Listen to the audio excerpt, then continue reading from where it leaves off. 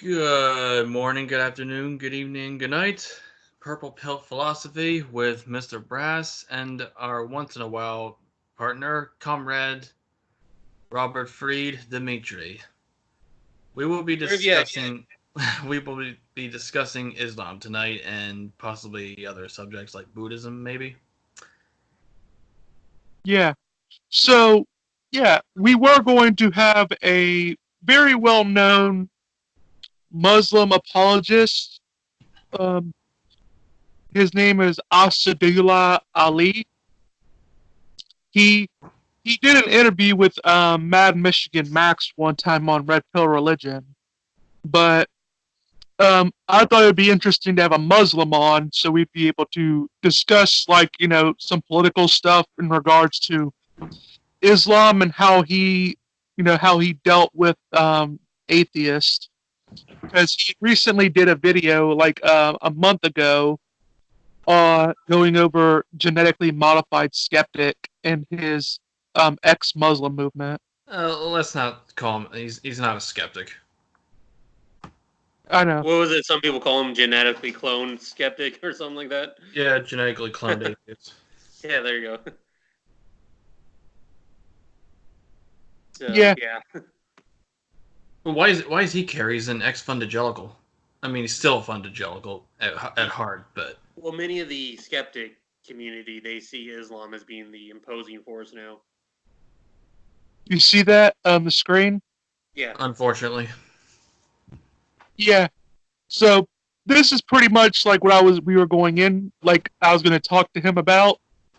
We might have him on again sometime later, but you know, this was an hour and 20 minutes sort of thing, where he sort of roasted genetically modified and some of his ex-Muslim friends, and he brought up, I believe, some good points about how all these ex-Muslims say that they feel like their life is on the line, but yet none of them carry a gun or any other form of protection on them. well, yeah, and the most serious cases are in there's very few countries that being an atheist in a Muslim country will get you killed. Like the worst places I can think of are relegated to like the Gulf area, like Saudi Arabia and Qatar, Afghanistan. Well, Oh, that's he pointed out to one of the places that they say is an atheist hotspot where they get killed at. Was a complete lie. They don't persecute atheists there. what country is it? Let me see what it was called. Uh, hmm, I can't remember. I it used to be on one of the top comments, but now it's not there. doesn't it It, ever doesn't it ever strike you odd that ex Muslim Christians are most loving people in the world in comparison to ex-Muslim atheists? Sure, I wouldn't make generalizations, but yeah, I get I mean, where you're I mean coming there from. are exceptions like Apostate Right. Prophet. He's a good guy. Yeah, and I was gonna was the country he mentioned an Arab country, or was it Turkey, or or a Turkey country I should say? uh, I think it was some more of a Turkey country. Uh, So like Uzbekistan or Kazakhstan or some. I think so. Those countries used to be part of the USSR. Well, he also pointed out the funny fact that there is actually blasphemy laws in the United States, are just not enforceable. There's also blasphemy laws in the UK. They're not really enforced. Well, yeah, and that's what he was saying. Like in many of these countries where they do have these sort of policies against atheists, they're not really enforced at all. Yeah, it's like the UK is technically a Christian state, but it's Well, not a theocracy or whatever. well, technically, it's a constitutional monarchy un- Yeah, under Christian rule. yeah, but the monarch is the head of the church, the Anglican Church, Yeah, which is even worse when you get the government involved in anything. right? That's what I call socialized religion. You know how you have socialized medicine in the UK, like the NHS. That what they also have with regard to religion, what they have is socialized religion. And there's also Iran, which probably wouldn't be what it is today if not for foreign influence during its revolution in the 50s. Oh, you're talking about Operation Ajax, where the CIA overthrew Mohammed Mossadegh, the secular Democrat. Yep, right around the same time Guatemala had their own revolution. Yeah, it was coup, actually, 1954 and coup. That was to keep the profits for the United Fruit Company going.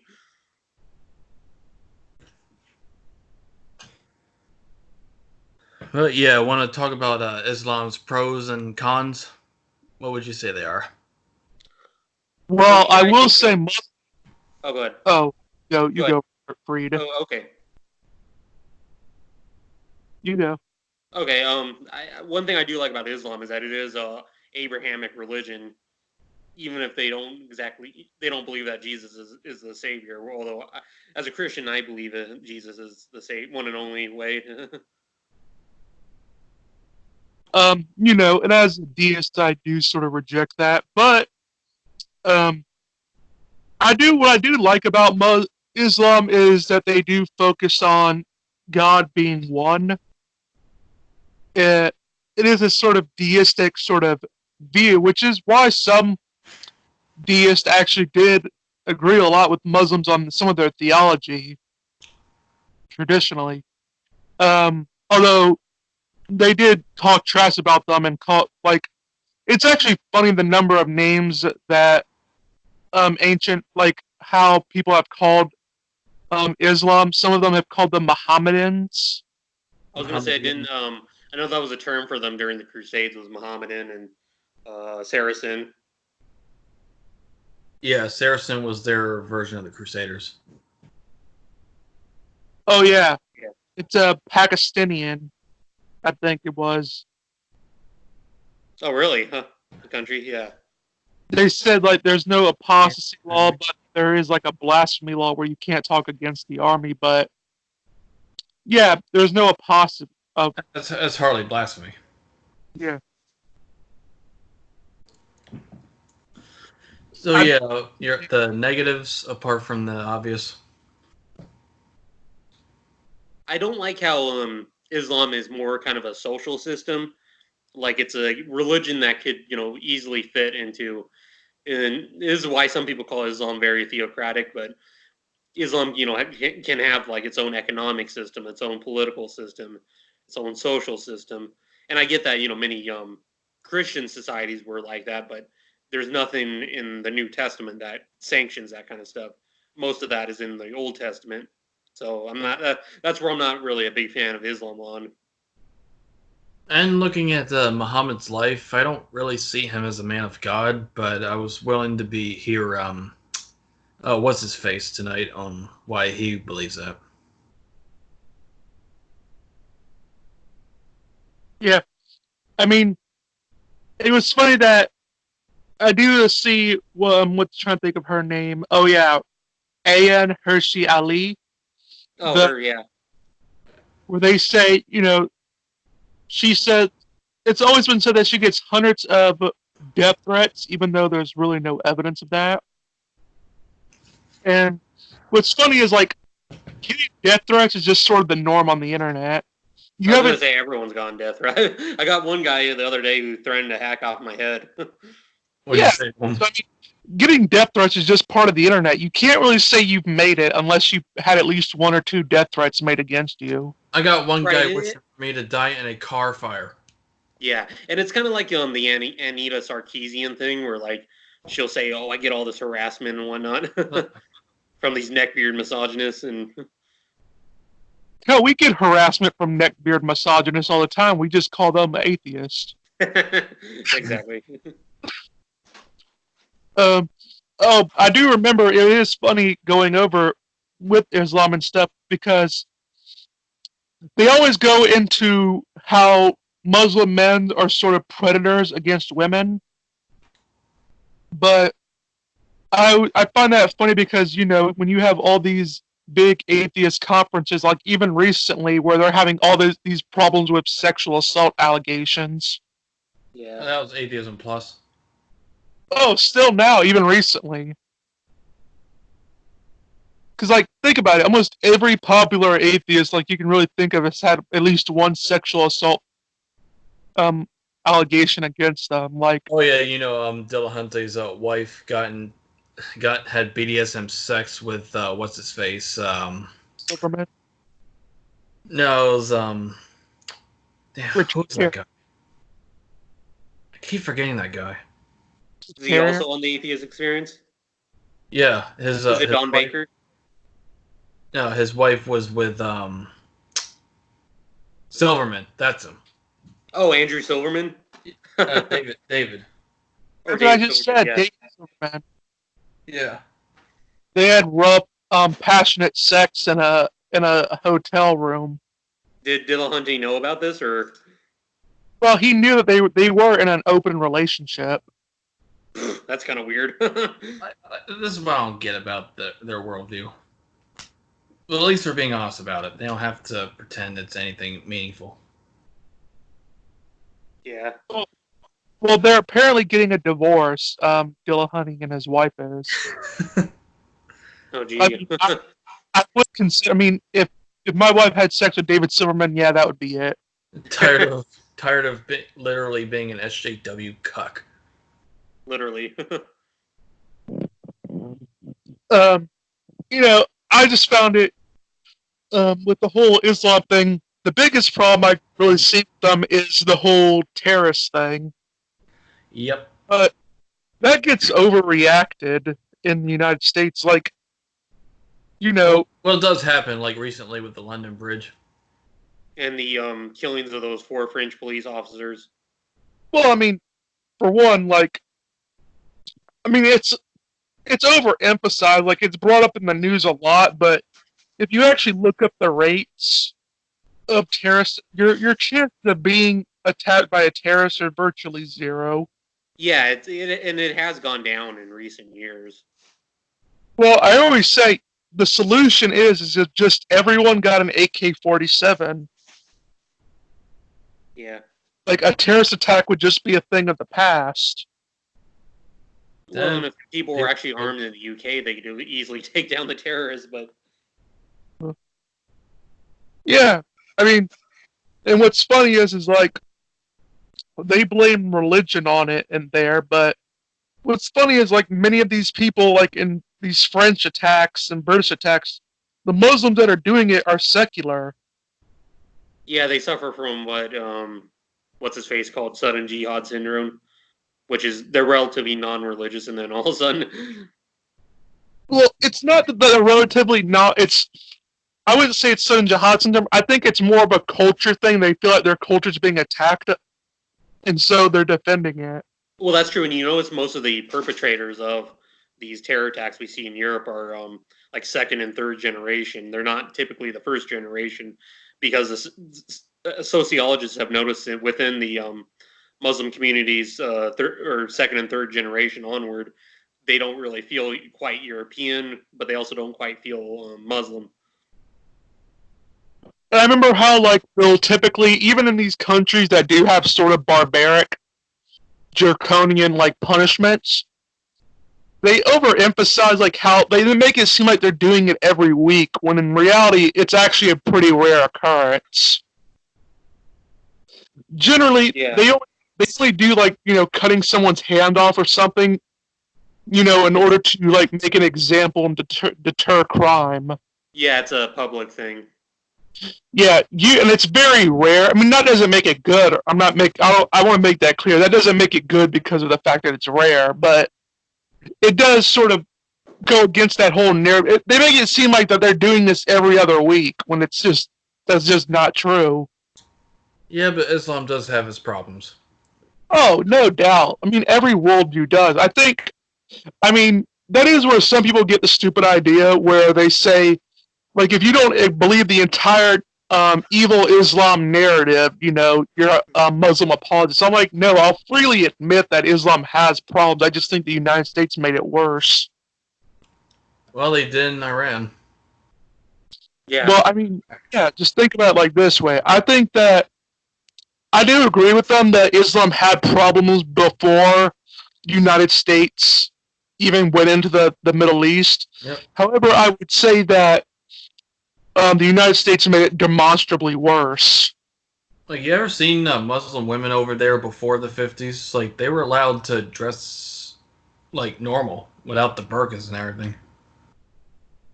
Yeah, I mean, it was just it was much more lenient until America got in and started messing up with their culture. Similar to what fundagelicals are today, how they latch on to every Republican president because they see them as fighting against the depravity that America's falling into, which is mostly true, but that's besides the point. I mean, it's not even that. Like, every president that gets elected, like, the people they're terrified of how Donald Trump is getting so much evangelical support. I'm like, people were constantly like at the I think BET, the Black Entertainment Television or whatever, awards that they had. They had people constantly saying that Obama was this sort of messiah figure. I mean, that, and also Hillary Clinton shouldn't have attacked evangelicals and Catholics, devoted Catholics. That's what drives a lot of people toward Trump, even though he's like a total immoral person. Well, I mean, you have to remember, man, Trump is just so totally a Christian. Yeah, exactly. Like, the lefties are crying that we want a less religious president. You got one. Still not. Yeah, no. I mean, like, legitimately, we haven't had a less religious president since, I would probably argue, Jefferson. Yeah. Well, I mean, I'll take that back. Abraham Lincoln, since Abraham Lincoln. But you got to consider many Christians. Lincoln was planning to, during his last days of his life, he was planning to make a pilgrimage to Jerusalem. Well, who wasn't? Well, I mean, during Lincoln's entire presidency, he was accused of being an atheist the entire time. Wasn't Jefferson also? Yeah. No, he is a deist. Yeah, well, that's what they accused him. Well, yeah, they accused Jefferson of being an atheist, even though, like, I wouldn't say he was more of a deist. I wouldn't say he was a deist, more so that he was more of a Unitarian. Actually, there were some people that worshipped Jefferson, Franklin, and Washington as God's champions. Well, they still do. Why do you think we have the monuments? Yeah. Especially Washington's statue on Wall Street. That's iconic. I know. I mean, that's why they call it an American civil religion. He's like, Americanism is basically a religion in of itself. I think Religion Breakfast is going to do a video on that. He did one on it. He's going to do a series on it. Yeah, sometimes they call them like political ideologies like Baathism, Nazism, and communism political religions. Oh, yeah. Even Lenin, Stalin, and Mao had their own cults of personality as these, as they replaced religion. Right. Well, they sort of had, like, I always found it funny, is like, people always say, well, Stalin, Mao, and Pol Pot, they didn't immediately want to get rid of religion. I'm like, they do realize, the reason why that, well, no, they'll make the argument that, well, Stalin, Mao, and Pol Pot didn't ban Christianity. Not technically, but... Well, I'm saying, you do realize why they didn't, right? And it's because the simple fact that they know if they did, they would have caused a rebellion. Well, they did. You got to consider in the Soviet Union, 200,000 Russian Orthodox priests were shot by the regime. Well, yeah, I know. I'm saying, like, the reason why is they trying to think of the word for it. Oh yeah, of course they weren't going to ban Christianity just right in the way, because they knew if they tried, they would start a rebellion. So they preferred to do an incrementalist strategy where they sort of hope to wane it out. You know what the funny thing is, that our mutual friend, or heckler, I'm not going to say his name, but he actually compared Trump's America to Hitler's Germany and Stalin's Russia. That's stupid, even if you don't like Trump. But yeah, no, the communist religious persecution was pretty brutal, even in the early onset during like the Lenin period. Who would you say? Who Yeah, they the communists and the Muslims came to clashing during the Soviet war in Afghanistan. Which one would you say was worse? Soviets in the Afghan communist regime. Like I know the Taliban has its roots in the Mujahideen, but what happened with that was that it's much more complex in that you had a radical faction, Islamist faction, that was the Taliban, and then you had a more moderate faction led by Ahmed Shah Massoud, and that was called the United Islamic Front, aka the Northern Alliance. But when the Soviets invaded Afghanistan, they together fought against the Soviet Union. 1989 comes, the Soviets are forced to withdraw. Eventually collapses in 91, and so the Mujahideen factions, the two Mujahideen factions, they eventually split off and fight each other. One becomes known as Taliban, the other becomes known as the United Islamic Front or Northern Alliance. And that was the last great war, the Cold War.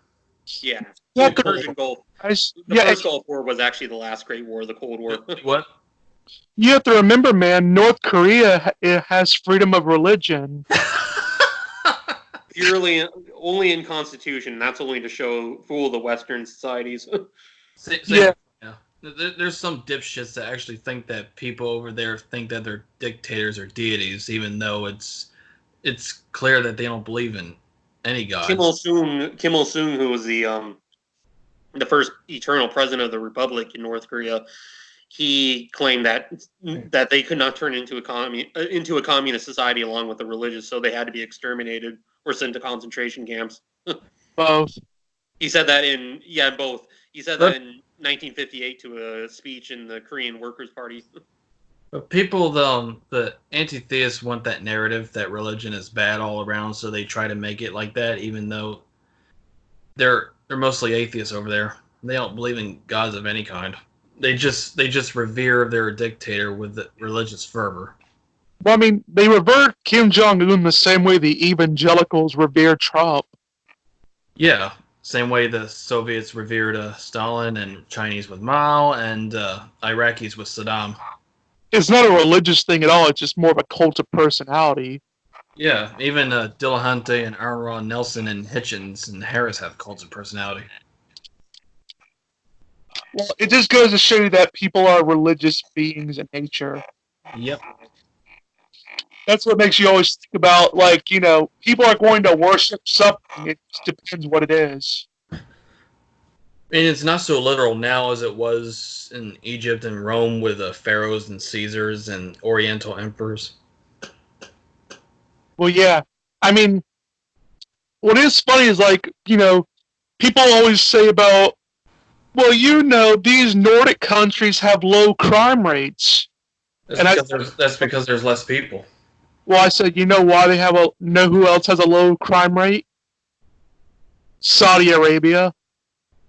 Yep. In fact, many countries in the Middle East have very low crime rates. Yeah, they don't put up with that shit over there. Well, yeah, it's because, like, people notice that there's two ways that you generally get a low crime rate in any place. You either, one, you liberalize the law so there's less laws that you can actually break, or two, you take the existing laws that you have and enforce them strictly, which is what Muslim nations and Japan do. What do you all forgot we went out in the woods, and so what would you all say about Muhammad? Peace be upon him.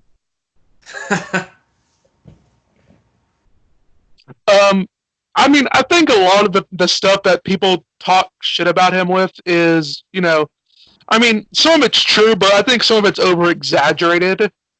Like, I think, for example, I do sort of agree with Muslims when they think Aisha was a bit older than what's typically portrayed. Well, my reasoning for it is because, historically speaking, 9 would have been too young for a marriage to even be on the table. Like, even back in biblical times, because the woman had to be at least 12 before she could get married. And the idea of getting married to a woman before she had her period was sort of unthinkable. And to make up for that, he did marry his first wife was old enough to be his mother. Well, yeah, I mean, so he liked it both ways. Yeah. He was both a cradle robber and a gravedigger. Oh, he left. He'll be back. Yep, just like Arnold Schwarzenegger. I'll be back.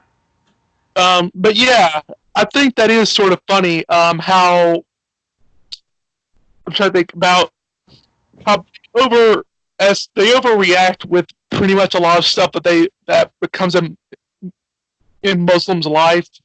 I do say this whole Muhammad just being a guy that only fought, in self-defense is sort of also bullshit. I think he did do some offensive things. Especially when he gained power after migrating to Medina from Mecca. I mean, of course, that's what always happens. Yeah. What do you make of him, Rob? Oh, hi, I'm back. Sorry, I had issues again with the robot voice. But of Muhammad, Yeah. I have very mixed feelings about him because, like, he's one of those type of guys where he's either the greatest man who ever lived or the worst of scoundrels, depending on who you talk to. yeah, the only thing I don't really like about him is the fact that he, in contrast to Jesus Christ, Muhammad was a military commander. So that's probably the only real, well, in the Ayesha, or whatever her name was. Yeah. Those two things I'm not really big fan of. Well, I mean, does that mean that you don't like Moses because he was also a military commander as well? Yeah, but he didn't take over like the whole Middle East, like from Morocco, almost to Morocco to Iran. And so was Joshua. Joshua was also a military commander. Yeah, but like I said, he didn't take over the entire the entire MENA region, Middle East and North Africa region. And Moses was probably a general in Egypt, and he was probably used to that. Yeah, and I was saying that because I actually do have a whole, like, a lot of I have a trying to think of the word. I have a WordPad, and I actually have notes on, terrorism and how it's overblown. Like, there is a lot of misinformation that's getting passed along with it and its connection with Islam. But that is the thing about Islam, is that it is a political religion. It's both a political movement and a religion. Especially, I mentioned it's more prone to be a social ideology, not just a religion. Especially at the time it was formed. Yeah. That's what united the Arab tribes to unite under one super tribe and storm the Middle East and and build their own civilization in the lands where civilization itself began. Yeah, and it is fair to say that some of the like you hear a lot about, it's kind of similar to like a lot of atheists and neo-pagans will say, "Oh, Christianity destroyed the paganism of old Europe," and you hear similar arguments about that in the Middle East about Islam. And that's just not really true. Then there's the golden age of Islam, which was a positive that came along with it. Right. I mean, like, for example, trying to think. Oh yeah, here it is. A good paper if anyone is interested on hearing about Islam and terrorism. It would be A Decade Lost: Rethinking Radicalization and Extremism by Professor Aaron Kundani. And he says correctly that extremist views don't necessarily go hand in hand with terrorism, and there are other factors at play. He mentions that many terrorists more or less use religion as a veil of credibility for the largely political actions they do. Right. I heard there's one dipshit I came across one time that said, "Not all Muslims are terrorists, but all terrorists are Muslim." I'm like, what the fuck? I'm like, if you want to be very specific, the United States of America is the largest terrorist organization. Well, there is a such thing as state terrorism. I mean, like, literally, you can trace just about all of the Muslim terrorists that you can come back to the United States foreign interventions. Yeah. Like, just literally just about every damn single one of them. All right, Well, you yeah, mentioned look at Syria. That was because of Operation Timber Sycamore, which oversaw the CIA funding all these anti-Assad rebels, many of which were linked to radical Islamists. Mm-hmm. Oh yeah, Rob, you mentioned that. Of course, you know that Jesus is the only way, but you also said that Buddha has some wisdom to offer. Yeah, as an Eastern Orthodox, we're not entirely exclusive when it comes to other religious wisdom. So like we could look at Islam and take wisdom from it, or Buddhism and take wisdom from it, but ultimately at the end of the day, we are Christian and we do believe that Jesus is the one and only path. Yeah. That's sort of Catholic what- understanding. Yeah, Kind it's of, not much different from the Catholic understanding, and it's way different from the kind of like funny Protestant view, which states that all other religions are demons or whatever. Yeah. What do you, like you were acquainted with Buddha most of your life. What do you make of him? Buddha, Yeah. I think he was a interesting figure. I mean, he very pacifistic. We don't really have much information out about his life because most records of his life come Came much after. Yeah. Some say that he was originally a man of God or Brahman or originally, and others will say that it was always an atheistic religion that taught that the world was an illusion. I mean, like most of the knowledge that we know of Buddha's life comes like at least, if you're going to be very generous to Buddhists, it comes about maybe 200 years after Buddha. And if we're going to go really not very good for Buddhists, it's about 600. It's between that range. I love how Christ Smithers don't give a shit about that, but they'll harp on Jesus and hold all the standards to him.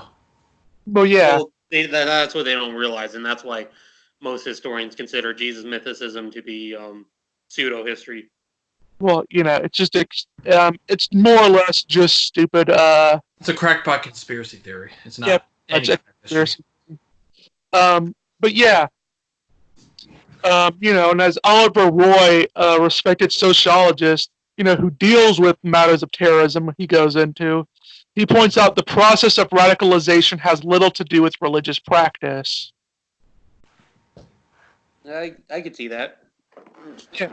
I mean, because most cases it's just people, they look at atheists look at it in the wrong correlation. They think that people are reading the Quran and becoming radical, when it's the other way around, where it's people that are already radical are reading the Quran to justify their radical behavior.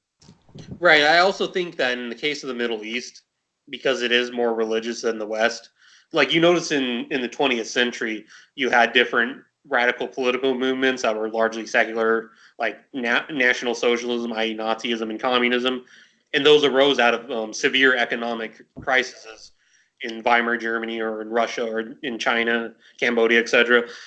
And I think you see a similar thing like that in the Islamic world, but because it's still very religious, you see the political radicalization take the manifest in the form of Islamism or jihadism. Well, it's kind of funny that when I actually do go into Hitler and stuff, like I always get these radical people that will say Hitler did absolutely nothing good for Germany, and then I have to be the asshole that actually has to defend Hitler.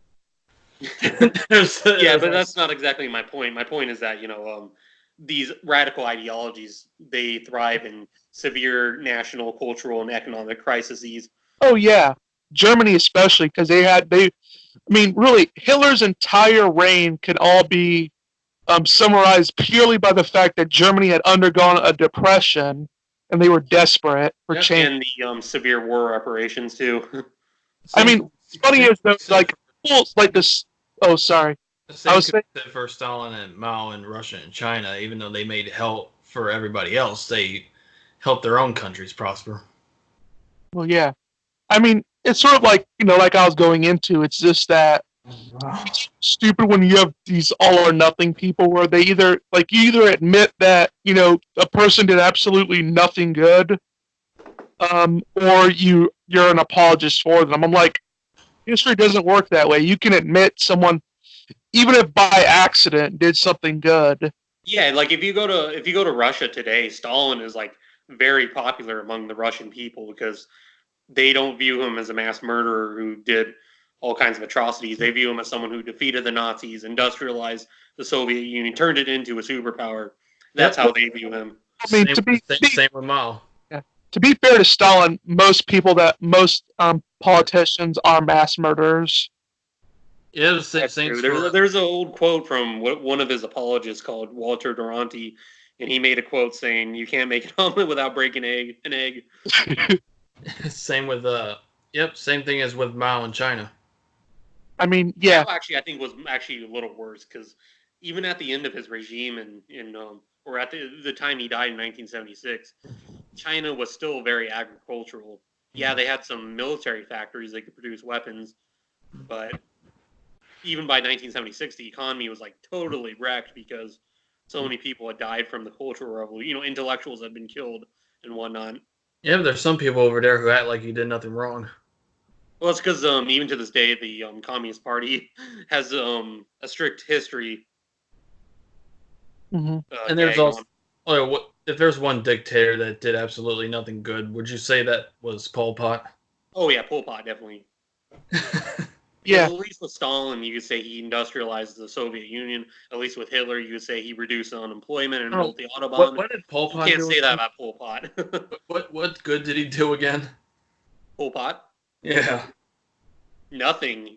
By the time he was overthrown by the Vietnamese in 1979, I would say 2 million people were killed. I mean, you could say this: he really helped contribute to dealing with the overpopulation issue. Yeah, but Cambodia only had like 8 million people. Well, he depopulated the area, so you can say he's a real humanitarian in that regard. A true environmentalist. Yep, look at the killing fields. But yeah, I mean. Yeah. And you remember that dipshit on Twitter who kept insisting that he was a Buddhist? Oh yeah, I remember that. That guy was weird. I actually mistyped too, and it made it sound like I went along with his program, but that's not what I meant. Because I was like really tired, and I mistyped when I'm really tired. Well, what's funny is even in the West, we tend to have this very stupid notion of what a jihad is. We only see one aspect of what Muslims recognize as a jihad when it's much more than that. We generally just see a jihad meaning just war.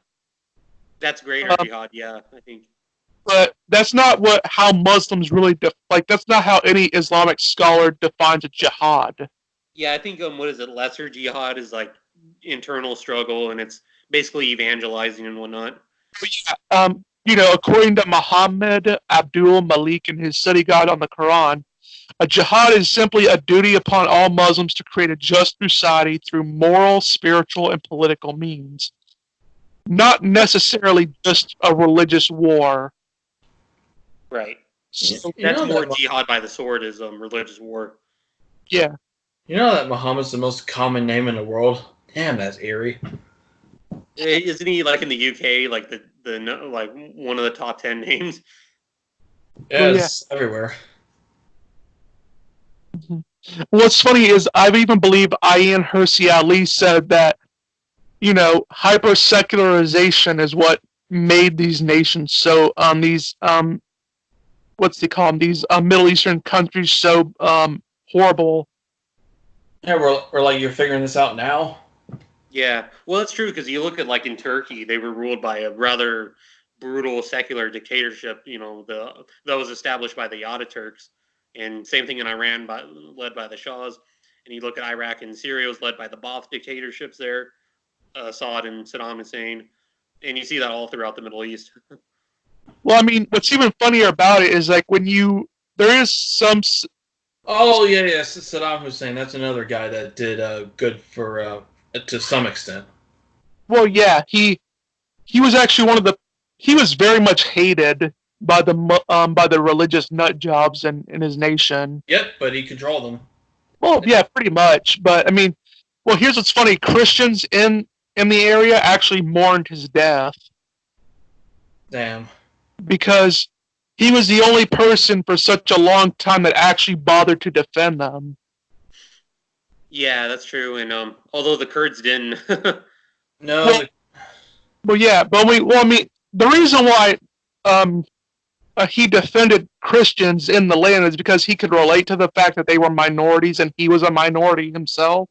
yeah, yeah, he was. he was Arab and wasn't really Iraqi.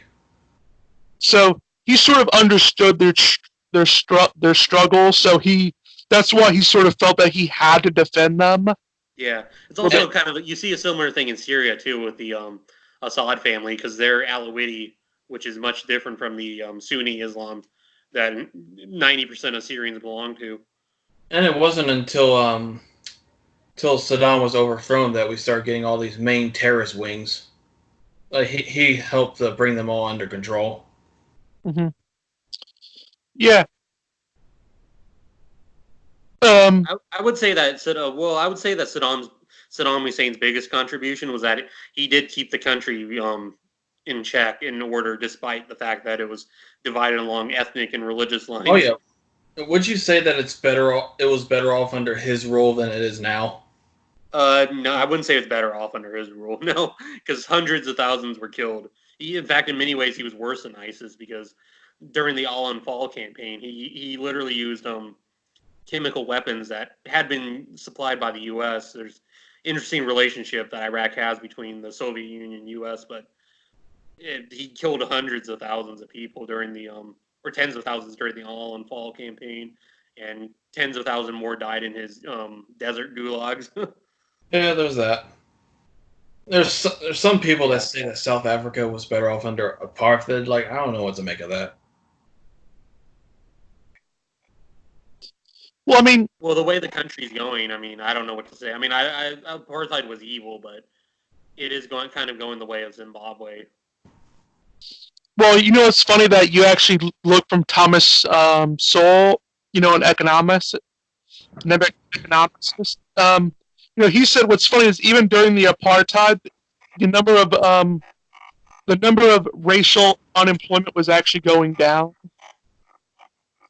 Really? Well, yeah, it was because the government can make whatever laws they want, but business owners ultimately are looking after themselves. Oh, he left again. He'll be back. He'll be back again. But yeah, I think it is.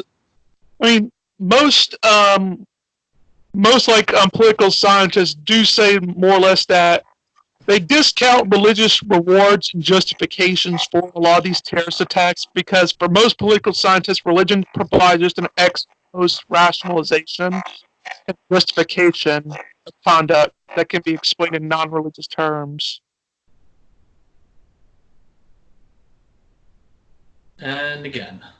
And I mean, what's funny is I remember one atheist online, he had said, list one atheist suicide bomber. And I said, World War II and the Japanese kamikazes. Yep.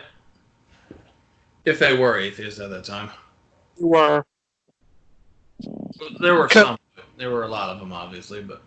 Well, no, they were atheists because Taoism and Buddhism is the main thing of there, and those are both atheist religions. In China? Well, no, we were talking about Japan because, like I said, I wouldn't say that Buddhism and Taoism are atheistic. Buddhism, at the most, is non-theistic. Mhm. Taoism worshipped. There was some form of them that deified Lao Zai and two other guys. And also infused it with like many different deities and gods and goddesses. Yeah. well, I mean, that's the same thing with, you could say, Catholicism and the Virgin Mary. And there's yin yang. But yeah, the same thing with, atheists will always use Muslims as an example of how religion is clearly causing all this violence in the world, and it's the most it's the biggest contributor of violence, even though that's BS.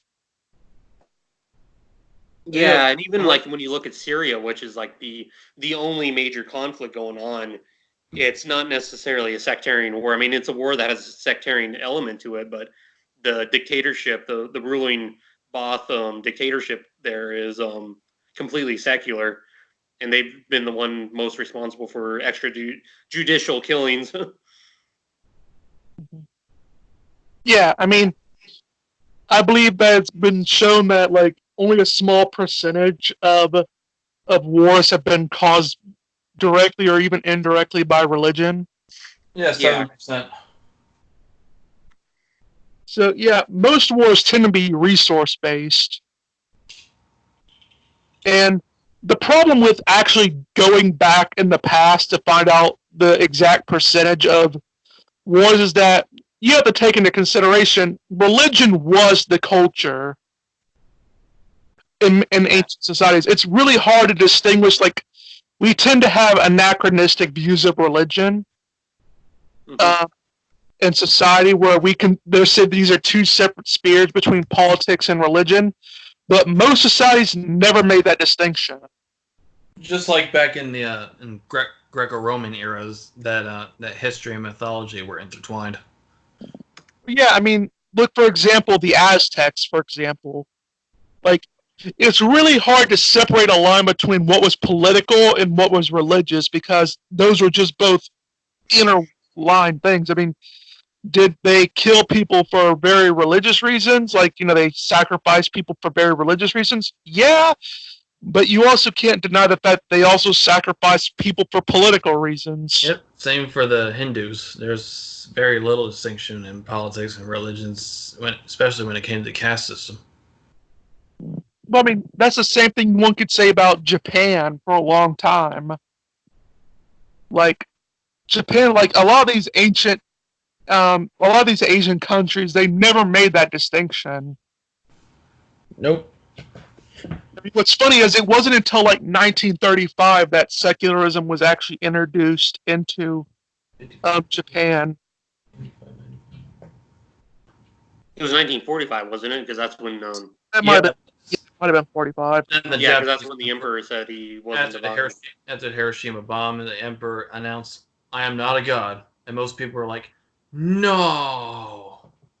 I mean, it's like, well, I mean, what's funny about this is like you'll still hear the people in charge in Japan still making references to, like, them saying that Japan is still a holy nation in a way. Well, there's also a huge right-wing element in Japan that wants to go back to like pre-1945. In fact, I think it was in 1971 or 72. There had actually been an attempted right-wing coup in Japan by a man named Yukio Mishima. He was like this uber right-wing, like neo-fascist in Japan who wanted to return Japan back to like the imperial ways, but it didn't really work. Yeah, but not one building in Tokyo is erected without being blessed by a Shinto priest. Yeah. I mean, yeah, it's like, it's very hard to distinguish the politics from the actual religion in ancient times because they made no distinctions. And I love Japan and one of the many reasons is that they will not bow down to political correctness. Oh yeah, no, they won't. Neither will the Russians or the Eastern Europeans. I mean, I always find it funny because I'm also proud of Hungary for sticking it to the left. Yeah. I mean, what's funny now is like now people are complaining about China and their censorship, which is funny because, China is the big reason why Elsa in Frozen wasn't revealed to be a lesbian. Really? Yeah. Well, I mean, they were thinking about making Elsa bisexual or a lesbian, but China said no. They wouldn't show. What did they make about the Ariel being black thing?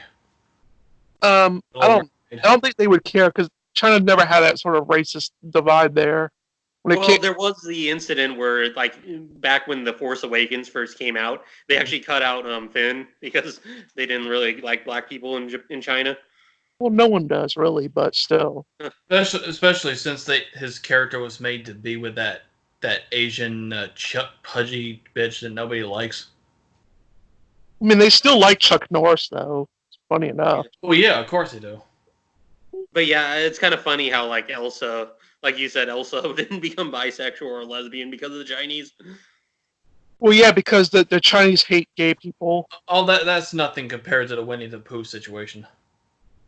Yeah. Oh, yeah. I Because think Russia, when the recent Elton John film that came out, Russia actually censored the LGBT aspects of the film. Did they do the same with Bohemian Rhapsody? Probably, yeah. Because it's it was about the lead singer of Queen and all his much of it revolved around his gay life. Oh, really? oh yeah yeah. You mean Freddie Mercury? Yeah. Yeah. Well, I mean, what they say is like the worst thing about being a gay man is that it's a pain in the ass. I think we all know that's true.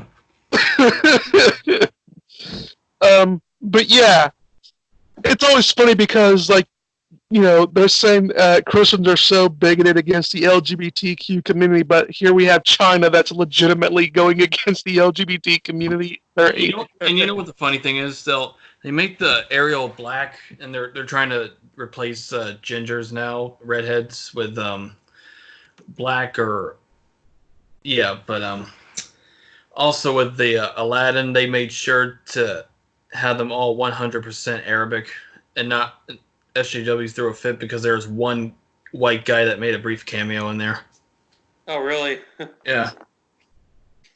Aladdin was pretty good though, and Mulan, they're going for a more serious tone with this one. Well, wait a minute. Will Smith is an Arabian. No, I mean because he's a genie. Well, yeah, he's a genie in a bottle. You got to rub him the right way. But yeah, some people are kind of worried now that Mulan's gonna be too serious without the songs or Mushu. Well, I think they're still going to have the songs because I think they're going to have, you know, Be a Man in it. Oh, they're gonna flip out over that one. I mean, well, what's funny is like, Man, sexism is still prominent in Japan. Like, for example, this is about China. Well, no, but still, like in places like Japan, though, Yeah. sex is still very prominent because, like, a female is not allowed to even be next to a sumo ring. Really? Yeah, they're not allowed to grace it. They feel like if a woman goes on it, they feel it defiles the entire thing. Don't you miss when there was a fine line between sexism and going full on feminist? Yeah. Well, what's funny is like there's not really much of a difference between misogyny and the third wave feminism. You mean fourth wave? Whatever wave, it's all shitty waves. It outlived its usefulness decades ago. Well, I mean, feminism has always been a more atheistic ideology ever since Susan B. Anthony. Yeah, because they believe that religion held back women's progress. Then there's the tranny sports situation, which is unfair. Oh yeah, and did you hear about the beauty parlor incident? No, what was that about? It was like, or the women's parlor. I forget what it was exactly, but basically a transgender man, woman. I don't know, by the name of Jessica Yanni, who looks very male-ish, went into a women's parlor and demanded that they do a Brazilian wax on her. You basically wanted them. Oh yeah, and they said that we don't serve trans people or something. Yeah. Basically, she, whatever, wanted the parlor to do a wax on the genitalia, and they're like, yeah, I don't fucking know. Yeah, they just wanted to wax his balls. Exactly, and then it's sued for discrimination when they decided not to. Jesus. This is such a clown world. I know. Such a clown world that Chick-fil-A finally catered to the left. I don't understand why they did that, too, because they were winning. It was like, what the hell? Well, I mean, I was glad that they finally did stop catering to the some of these groups that they were catering to. However, the gay conversion therapy. Yeah, pretty much some of these groups. So I was sort of glad on that front that they did disassociate with them. However, I did always fear, like, how the left would take that. Well, like, this is Salvation Army they stopped donating to, but I don't know. Which runs Fucking, I'm going stores. to Popeyes and have their chicken sandwiches. No, they're pretty good. Those chicken Yeah. sandwiches are pretty good. Yeah, I think that's probably why they did that, because I thought it was probably because they thought, oh shit, we need to keep up with Popeyes, but I don't know. No, theirs is so good that people were ended up breaking out in fights there and throwing trays at each other and slapping each other with them. And Yeah, I heard one guy robbed a Popeyes for like 64 of those chicken sandwiches. Well, I mean, you can't say you wouldn't have done the same thing, man. No, if I I was probably starving wouldn't. and had no money, I probably would. You can't really say that you wouldn't have broke into a Popeyes and tried to beat someone in order to get 64 chicken sandwiches.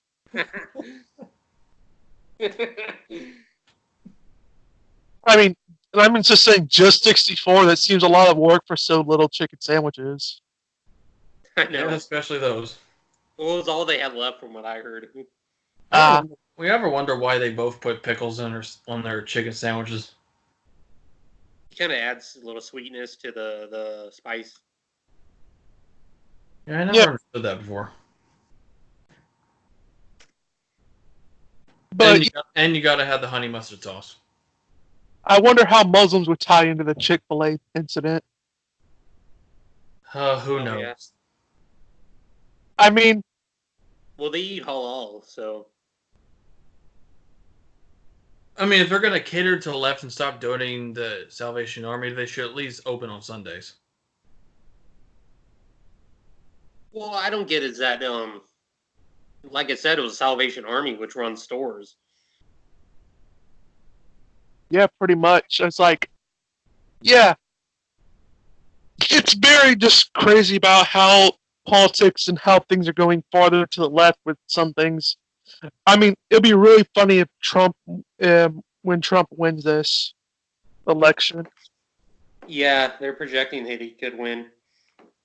Part of me is hoping that they'll elect a left Democrat president will get elected just to say that we were right about them fucking everything up.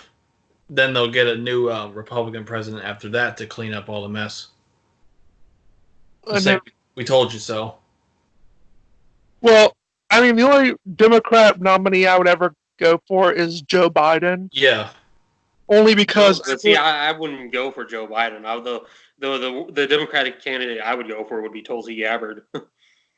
I'd go for Joe Biden because I think that he would be, for one, it'd be funny as hell because Democrats are saying they're so diverse, and then it would just be another white old Another man. white male. And also look at yeah, Tulsi actually is pretty diverse. And also look at the alternatives. You got Harris and Omar and that fucking idiot AOC. Yeah, but they're not old enough to be president. Omar and AOC. No, she gets. At least they're not Beto O'Rourke. No, she gets sensitive when you remind her that she shares the same last name with the Conquistador. Yeah, I know. How ironic. AOC is. But who was it? Was it Beto O'Rourke or Pete Buttigieg who said that he would take away tax exemption from churches that don't do LGBT marriage? Huh? That was Beto. Yeah, that was Beto. Okay, I thought it was Pete Buttigieg because he's he's gay, but so that was actually Beto. Well, it figures that the gay guy would have his last name would have Bud in it. Yeah, I know. But it was actually Beto O'Rourke, right? You can't have a gay man that doesn't have butt somewhere along in it. Yeah. I'm waiting for Crowder to pounce on that. On butt? Yeah, no, on the joke. Or he'll get censored. Yeah. Again. Again, yeah. He got It'll censored. cause a huge, not just him, but it'll cause a huge wave. He got censored for calling Kara Mazda a queer, even though he himself said he was a queer. I know, yeah, it's so retarded. I know, that is funny. Like I'm a queer. Okay, queer. Why do you call me a queer? I know. It's just Well, what crazy. annoyed me so much was that you had different outlets like NPR. They actually fucking took Ezra Klein's fucking side in the whole Crowder versus Klein incident, even though it was clearly Ezra Klein who was like being the aggressor. They try to portray it like it was Crowder just attacking him for no reason. It's funny. Well, we've came up on the hour mark. I think we actually did have a good conversation with on Islam and stuff. Yeah, we got Yeah, out yeah. of the woods, but it was good. Yeah. So I think this would probably be a good place to stop. I think we did actually have a good conversation. I'm about to eat too as well. Sure. All right. So, obviously I want to say this is Mr. Brass saying goodbye and get wise. You guys have any last remarks? Das Vidania. Dun dun dun dun dun dun dun dun dun dun dun dun dun dun dun dun dun dun dun dun There you go. dun dun dun dun dun dun dun dun dun dun dun dun dun.